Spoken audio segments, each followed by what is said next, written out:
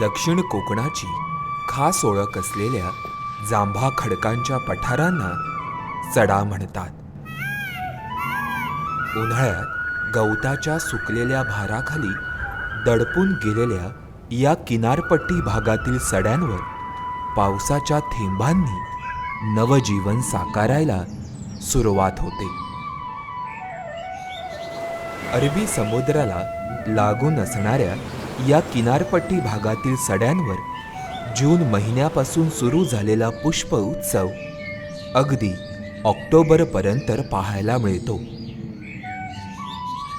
त्यात अनेक दुर्मिळ आणि काही दिवसांसाठी फुलणाऱ्या संकटग्रस्त वनस्पतींचा समावेश असतो. कोकणातल्या कातळसड्यांचं सर्वात मोठं वैशिष्ट्य म्हणजे येथे आढळणारं परिवर्तन, म्हणजे अर्थात ट्रान्सफॉर्मेशन. जर आपण वेगवेगळ्या सीझनमध्ये पाहायला गेलो तर येथे प्रत्येक सीझनमध्ये वेगवेगळ्या प्रकारची जीवसृष्टी नांदताना आपल्याला इथे आढळून येते. या सड्यांवरचं जीवनसुद्धा या सर्व प्रकारच्या परिवर्तनाला अनुकूलित झालेलं आपल्याला पाहायला मिळतं. या सड्यांवरती पावसाचं पाणी हे फक्त 4 महिने असतं. या काळामध्ये अनेक प्रकारच्या वर्षायू वनस्पती म्हणजे ज्यांना एफिमेरल प्लांट्स म्हणतात, या मोठ्या प्रमाणावरती उगवलेल्या आपल्याला पाहायला मिळतात आणि त्या या सड्यांच्या सौंदर्यामध्ये भर टाकताना आपल्याला आढळून येतात. रत्नागिरी आणि राजापूर तालुक्यामध्ये किनारपट्टीला लागून असणारे सड्यांचे विस्तीर्ण पट्टे पाहायला मिळतात.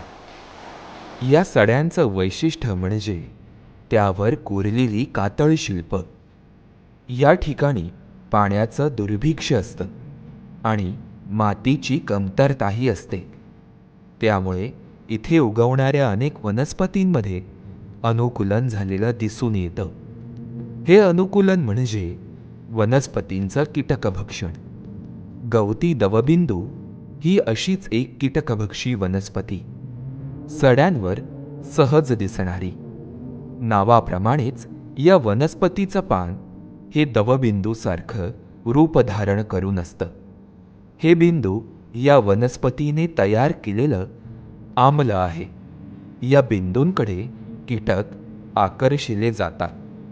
एकदा का कीटक या बिंदूवर बसला की खेळ सुरू होतो. कीटक त्यावर चिकटतो. तो जेवढा स्वतःला सोडवण्याचा प्रयत्न करतो तेवढा त्यात अडकला जातो. अशा वेळी ही वनस्पती आपले पाश त्याच्या भोवती गुंडाळते. कीटकाचे पचन करण्यासाठी ॲसिडयुक्त द्रव्य सोडते आणि त्याचे पचन करते. सड्यांवरची जी पाण्याचे डबके असतात त्यामध्ये विविध प्रकारच्या दुर्मिळ वनस्पती सापडतात. त्यापैकी ही एक विस्नेरिया ट्रायँड्रा, जी महाराष्ट्र, कर्नाटक, केरळ या भागामध्ये प्रदेशनिष्ठ आहे आणि सड्यांवरील छोट्याशा डबक्यांमध्ये सापडतात. पावसाळ्यात सड्यांवर तयार होणाऱ्या छोट्या तळ्यांमध्ये अनेक दुर्मिळ आणि प्रदेशनिष्ठ वनस्पती उगवतात. राजापूर तालुक्यामधील साखर गावातील हे तळं संकटग्रस्त असणाऱ्या 5 प्रदेशनिष्ठ वनस्पतींचा अधिवास आहे. बंद पडलेल्या चिरेखणीतील या तळ्यामध्ये उगवणाऱ्या वनस्पती अत्यंत दुर्मिळ आहेत. यामधील अपोनोगेटॉन नतेशी ही संकटग्रस्त वनस्पती महाराष्ट्रात केवळ याच तळ्यामध्ये सापडते. तर जगात केवळ राजापूर तालुक्यामध्येच सापडणारी भुईगोंड्याची ही प्रजात याच तळ्यामधून डॉक्टर अरुण चांदोरे यांनी 2019मध्ये शोधून काढली. भुईगोंड्याच्या वेगवेगळ्या प्रजातींची पांढरी चादर सड्यांवर पसरल्यासारखी दिसते. भारतात भुईगोंड्याच्या साधारण 80 ते 85 प्रजाती आढळतात.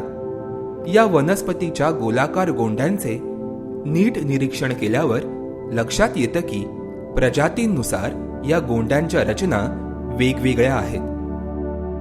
सडे आणि माणसाचं जीवन हे फार पुरातन काळापासून एकमेकांवरती अवलंबून असल्याचं आपल्याला आढळून येतं. या कातळ सड्यांवरती वेगवेगळ्या ठिकाणी आढळून आलेली कातळ शिल्प असोत किंवा आदिमानवांच्या गुहा असोत आणि या गुहांच्या आसपास सापडलेली हत्यारं असोत, याच्यातून फार प्राचीन कालापासून माणूस आणि सडे यांची एक जीवनशैली विकसित झालेली आपल्याला आढळून येते. लहान मोठ्या जांभा दगडांनी विखुरलेला सडा वरकरणी निर्जीव वाटत असला तरी या खडकांखाली अनेक जातीचे जीव राहतात. अशा खडकांखाली राहणाऱ्या जीवांचा अभ्यास केला तो संशोधक जिथिन विजयन आणि त्यांच्या सहकार्यांनी. या अभ्यासात विजयन यांनी सड्यावरील 7170 दगड उचलून त्याखाली राहणाऱ्या जीवांची नोंद केली. त्यामधील प्रमुख प्राणी होते शेषाचारी देवगांडूळ, व्हाईट स्ट्राइप्ड वायपर गेको आणि फुरसे साप. सड्यांवर तयार केल्या जाणाऱ्या आंब्यांच्या बागांमुळे या जीवांचा अधिवास कशा पद्धतीने बदलतो याचाही अभ्यास संशोधकांनी केला. सप्टेंबर महिन्यात पावसाचा जोर कमी झाल्यावर सड्यांना पुन्हा एकदा उन्हाचा सामना करावा लागतो. मात्र या उन्हामुळे सडे पिवळ्या फुलांनी बहरून जातात. सोनकीच्या फुलांचा पिवळा बहर एखाद्या सोन्याच्या दागिन्यासारखा सड्यावर उठून दिसतो. ही पिवळी चादर सड्यांना एक सौंदर्य प्रदान करते. सड्याचं पाणी आहे ना, इकडे सडा आहे ना, सड्यावर सपाट भरपूर असल्यामुळे आणि मध्यम हा सड्याचा मध्यम भाग आहे जो आहे हा थोडा उंच असतो, दोन साईडला थोडा स्लोप होत जातो. त्यामुळे सड्याच्या दोन साईडला 2 गावं आहेत. मग ह्या गावाला सुद्धा पाण्यात इकडून जे पाणी जातं ते खाली सगळे डोंगराला जिरतं. डोंगरातनं पाणी आम्हाला पुढे मे महिन्यापर्यंत सगळं पाणी ते मिळतं. तसंच ह्या साईडचा डोंगर आहे, दोन्ही साईडच्या गावांना हा पाण्याचा पुरवठा सड्याच्या पाण्याचा भरपूर होतो. रत्नागिरी आणि राजापूर तालुक्यातील किनारपट्टी भागातील हे सडे पर्यावरणीयदृष्ट्या अत्यंत महत्त्वपूर्ण आहेत. म्हणूनच त्यांचं संरक्षण करणं ही काळाची गरज आहे.